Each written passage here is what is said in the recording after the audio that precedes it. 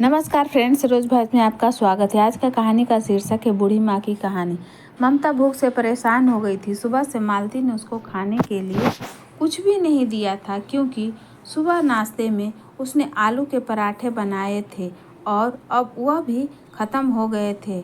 इसलिए ममता दोपहर के खाने की राह देख रही थी, पर मालती ने सुबह पेट भर के नाश्ता किया था, इसलिए वह दोपहर का खाना नहीं बनाने वाली थी। अत्यंत भूख से परेशान हो रही ममता मालती के पास गई और बोली, बहू, मुझे बहुत ज़ोरों से भूख लगी है, खाने के लिए कुछ भी दे दे। ममता का कहना सुनकर मालती मुंह टेढ़ा करके बोली, दिन भर सिर्फ आपको भूख ही लगती है, दूसरा तो कुछ भी काम नहीं रहता। आपको उस टेबल पर चने रखे हैं, वही खाकर पानी पी के सो जाओ। आज दोपहर को मैं मेरी फ्रेंड के साथ बाहर जाने वाली हूँ, इसलिए खाना तो रात को ही बनाऊंगी। यह सुन के ममता का मन उदास हो गया।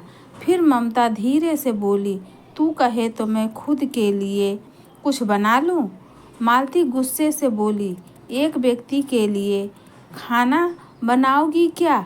आप सोच कर मालती किचन में गई और उसने फ्रिज में रखे हुए बासी चावल निकाले। अचार के साथ वह चावल एक थाली में परोस कर ममता के आगे रखकर बोली कि खा लो। ऐसा कहकर पर्स लेकर मालती घर के बाहर चली गई। चावल फ्रिज में रखे थे, तब भी वह खराब हो गए थे, उससे गंदी बदबू आ रही थी। ममता ने गुस्से से वह चावल डस्टबिन में डाल दिए। इसके बाद उसने दाल चावल निकाल कर अपने लिए गर्मा गर्म खिचड़ी पकाई और पुदीने की चटनी के साथ खाई और सब बर्तन घिस कर किचन साफ किया और चुपके से अपने रूम में जाकर सो गई। मालती ने भले ही खाना पकाने से मना किया था, पर यह घर उसका भी था और वह खुद का खाना खुद बना सकती थी। दूसरे दिन सुबह ममता अपने रूम में बैठी थी। उतने में उसका बेटा अमर उधर से आया और बोला, माँ, आजकल महंगाई बहुत बढ़ गई है, मुझे घर खर्च चलाना भी बहुत कठिन हो रहा है। ऊपर से पापा की 13वीं पर भी बहुत खर्च हुआ। माँ, मैं सोच रहा था कि एक रूम किराए पर दिया जाए। घर का किराया आने पर घर खर्च में थोड़ा मदद होगी। ममता बोली, बेटा, तुझे जो ठीक लगे तू वही कर।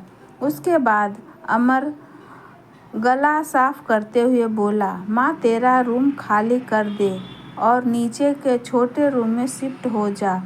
उस छोटे रूम में टॉयलेट और बाथरूम नहीं है तो उसे कोई किराए पर नहीं लेगा। ममता चौंक गई और बोली, पर वह रूम छोटा है और वो तो स्टोर रूम है, मैं उधर रहूँगी तो टॉयलेट बाथरूम कैसे जाऊँगी? अमर बोला, माँ, तू आंगन के टॉयलेट में जाया कर। तू तो घर ही रहती है न, जिसको हम किराया देने वाले हैं, उसका तो सारी सुख सुविधा तो चाहिए ना। वैसे भी यह रूम भी बहुत बड़ा है। पापा के जाने के बाद तुझे इतने बड़े रूम की क्या ज़रूरत है?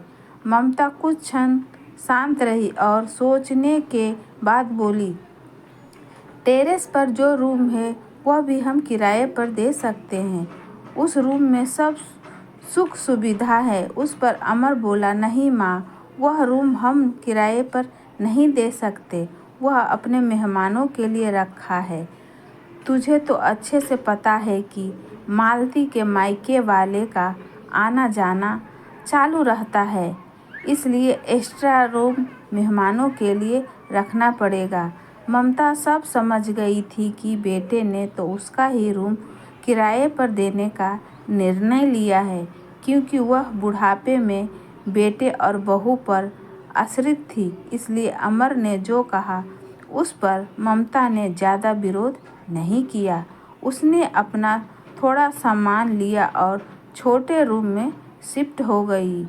उधर पुराने छोटे रूम में उसका जी घुट रहा था। तब भी वहाँ उस रूम में दिन काट रही थी। नया किराएदार आया था। सब पहले जैसा चल रहा था। घर में आए हुए किराएदार का नाम अशोक था। एक एनजीओ में काम करता था।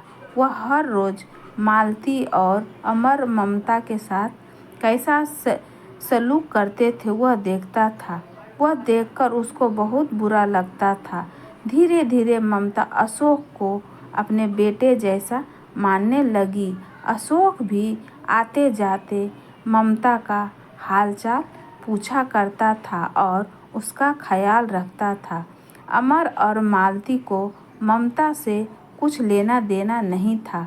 मालती बचा हुआ खाना उसके थाली में रखकर जाती और बेटा तो उसके तरफ देखता भी नहीं था।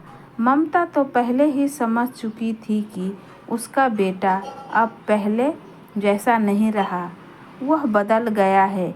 फिर भी वो आंखें बंद करके किसी पालतू पशु जैसी उस घर में रहती थी, क्योंकि बुढ़ापे में उसका दूसरा किसी का सहारा नहीं था।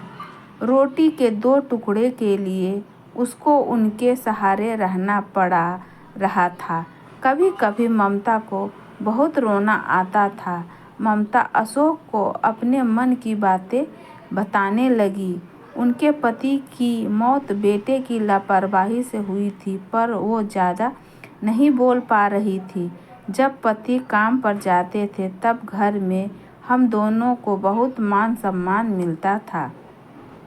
जब वह काम करने में असमर्थ हो गए तब अमर को उन्होंने घर खर्च में मदद किया करे ऐसा कहा। यह बात अमर के मन को बहुत बुरी दुख लगी।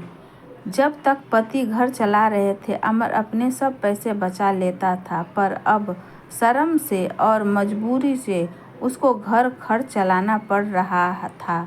धीरे धीरे माँ बाप का खर्च उसको बोझ लग रहा था, लेकिन वह स्पष्ट रूप से कुछ भी नहीं कह सकता था।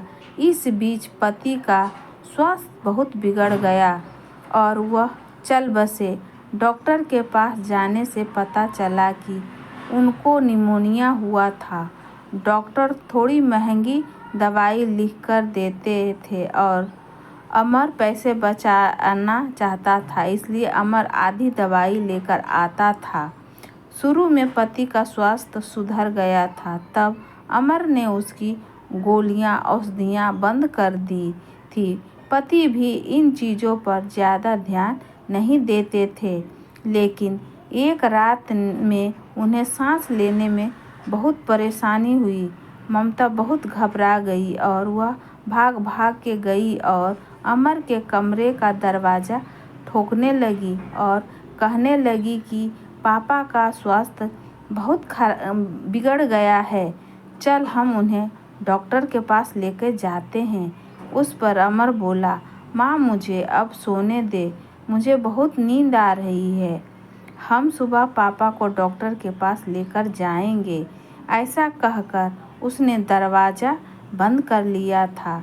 ममता रात भर पति के तकिए के पास चिंतित बैठी रही। कभी छाती को तेल लगाकर मालिश कर रही थी तो कभी भाप दे रही थी, पर भगवान को कुछ अलग ही स्वीकार था। सुबह तक उनके पति की मृत्यु हो गई थी। घर में कब्रिस्तान जैसी शांति थी। अमर रोने का नाटक करने लगा। मालती तो ऐसे रो रही थी कि जैसे उसको वास्तव में ससुर चले गए। इस बात पर बहुत दुख हो रहा हो। सबसे ज़्यादा धक्का लगा सिर्फ ममता को, पर वह कुछ बोल नहीं पा रही थी। ममता के आँखों से आंसू आ रहे थे और उसके ओठ थर थर काँप रहे थे, जैसे कि वो कहना चाहती हो कि अब एल रोने का नाटक क्यों कर रहे हो, मेरे पति का मौत के आप दोनों जवाबदार हो। पर वह कुछ बोल नहीं पाई। क्रियाक्रम कर दिया गया। ममता के दिमाग में हमेशा एक बात चलती थी, अमर ने लापरवाही नहीं की होती तो आज मेरे पति जिंदा होते। उनकी मौत के बाद मालती और अमर का व्यवहार बहुत बदल गया था। ममता को भी उनके व्यवहार की आदत पड़ गई थी, इसलिए वह उनकी तरफ से कोई भी उपेक्षा नहीं रखती थी, पर उसका मन उसे अंदर ही अंदर उसे खाए जा रहा था। ऐसी औलाद को सबक भी नहीं सिखा सकती। एक दिन उनका किराएदार अशोक उसके पास आया और ममता को कुछ बातें उसने समझाई। वह बातें सुनकर ममता के आंखों में एक नई उम्मीद जगी। दूसरे दिन सुबह ममता मालती और अमर के पास आई और बोली, मुझे तुम दोनों से बहुत ज़रूरी बात करनी है। मुझे ऐसा लग रहा है कि तुम दोनों को मेरे साथ रहने में प्रॉब्लम है, इसलिए मैंने सोचा कि मैंने वृद्धा आश्रम में रहूंगी। ममता का कहना सुनकर मालती बहुत खुश हो गई। अमर ने थोड़ा दुखी होने का नाटक किया। फिर थोड़ी देर में ममता ने उन दोनों के चेहरे के हाव भाव देखे और बोली, अमर तुझे दुखी होने की ज़रूरत नहीं है और मालती तुझे इतना खुश होने की ज़रूरत नहीं है। पहले मेरी सब बातें सुन लो। और ममता हंस कर बोली, यह बातें सच्ची है कि मैं वृद्धा आश्रम में रहूंगी, पर मैं इस घर से कहीं नहीं जाऊंगी। मैं इस घर को ही वृद्धा आश्रम बनाऊंगी। अब यहाँ तुम्हारे जैसे स्वार्थी बेटे और बहू यहाँ नहीं रहेंगे। मेरे जैसे बूढ़े लोग यहाँ रहेंगे। ये मेरी आखिरी निर्णय है। यह सुनकर अमर और मालती दोनों ही चौंक गए। अमर और मालती एक दूसरे की तरफ देखने लगे। उन दोनों ने सोचा था कि ममता घर छोड़कर चली जाएगी तो वह दोनों खुशी से रहेंगे। उनको लगा था कि अब उनको ममता की जवाबदारी लेनी नहीं पड़ेगी, उसका ख्याल नहीं रखना पड़ेगा, पर इधर तो सब उल्टा हो गया था। ममता का कहना सुनकर अमर गुस्से से बोला, माँ तेरा दिमाग तो ठीक है ना? इस घर का मेरा अधिकार है, फिर तू इस घर को कैसे वृद्धा आश्रम बना सकती है?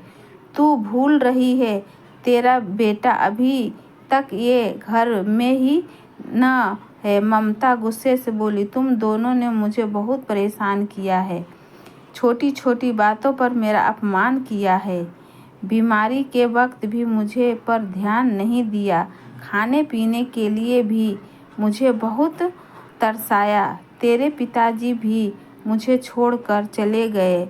अगर मैंने कठोर निर्णय नहीं लिया तो मेरा भी वही हाल होगा जो तुम्हारे पापा का हुआ था। इसलिए मैंने सोचा कि बेटे से झूठे प्यार के जाल में फंसने से अच्छा मैं अपने बारे में सोचूं। अगर घुटनों पर आकर बोलने लगा, माँ मुझे माफ़ कर दे, हम दोनों तेरा अच्छे से ख्याल रखेंगे, तेरा कभी भी अपमान नहीं करेंगे, पर तू इस घर को वृद्धा आश्रम मत बना। माँ थोड़ा सोच कर तो देख हमारा क्या होगा। ममता ऊंची आवाज़ में बोली, मैं और तेरे पापा ने तुझे अच्छे संस्कार दिए थे, फिर भी तूने सिर्फ तेरे परिवार के बारे में सोचा, हमारा नहीं। फिर मैं तेरा कैसे सोचूं? तू तेरे परिवार सोच, मेरी चिंता मत कर और जल्दी से जल्दी यह घर छोड़कर चला जा, क्योंकि इस घर पर अब अच्छे लोग रहने आ रहे हैं। इतना कहकर ममता अपने रूम में चली गई। अमर और मालती शांत ममता को जाते हुए देखते ही रह गए। ममता ने अपने जैसे बूढ़े लोगों को उसके घर में आश्रय दिया। अशोक की मदद से वृद्धा आश्रम अच्छे से चलने लगा। आजकल के लड़कों ने बूढ़े लोगों के साथ गैर व्यवहार किया तो बूढ़े लोग भी कठोर निर्णय ले सकते हैं। तो फ्रेंड्स, ऐसी कहानी सुनने के लिए चैनल से बने रहे। इस वीडियो को लाइक करें, शेयर